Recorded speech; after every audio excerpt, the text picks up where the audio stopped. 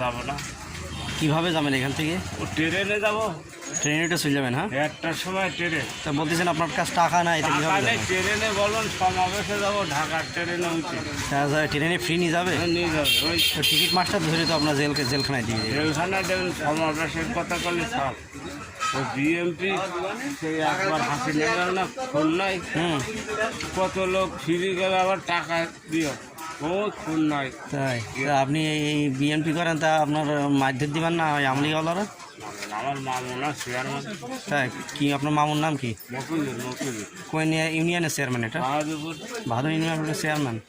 ও আচ্ছা আচ্ছা। তাই আপনি এখন কি করবেন এখন বাজারে? যাবো আমি।